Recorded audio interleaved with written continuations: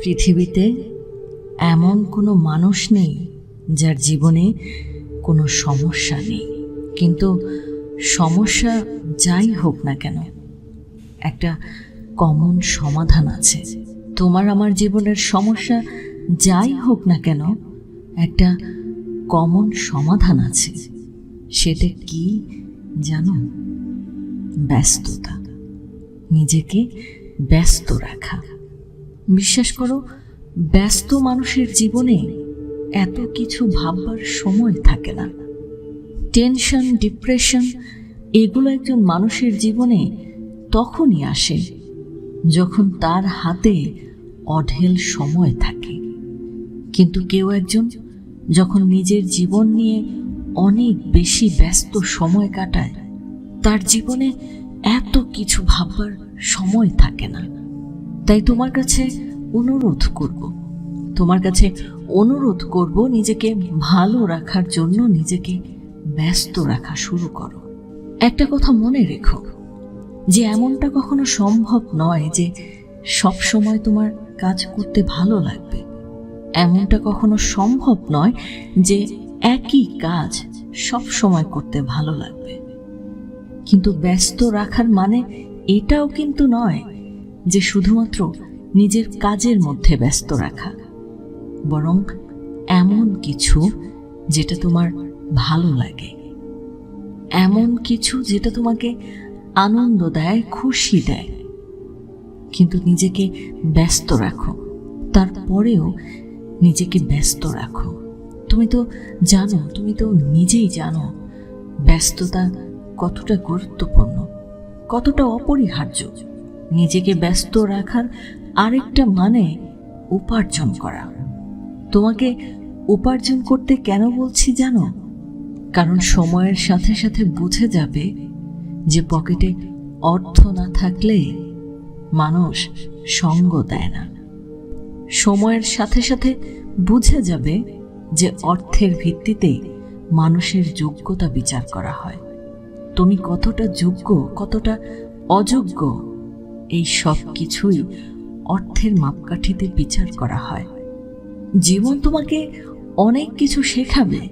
তুমি যত উপরের দিকে যাবে, যত মেহনত করবে, যত পরিশ্রম করবে, যত নিজের উপরে কাজ করবে, যত নিজের স্বপ্নগুলো পূরণ করতে চাইবে, ততই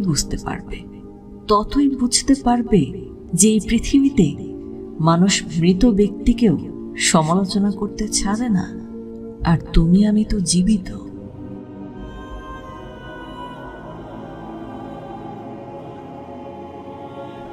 এমনটা নয় যে তুমি অনেক ধন সম্পত্তির মালিক হয়ে থাকো তাহলে তোমাকে নিয়ে সমালোচনা হবে না।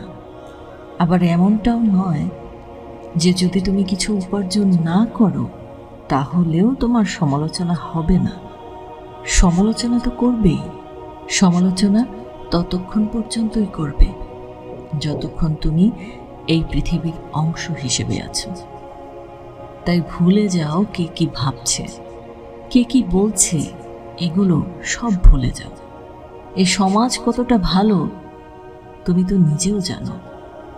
এখানে পোশাকের ভিত্তিতে মানুষের বিচার করা হয়, এখানে অর্থের ভিত্তিতে যোগ্যতা বিচার করা হয়, এখানে মানুষকে পণ্যের মতো করে দেখা হয়, এখানে গরিবকে অবহেলা, চাষিকে অসম্মান, আর নেতাকে রাজার চোখে দেখা হয়।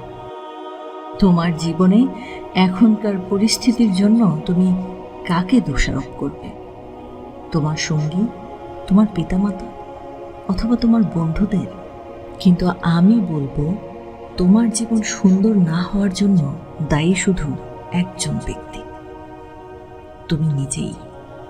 তোমার বস নয়, তোমার স্ত্রী নয়, পিতামাতা নয়, তোমার বন্ধু নয়, শুধু তুমি।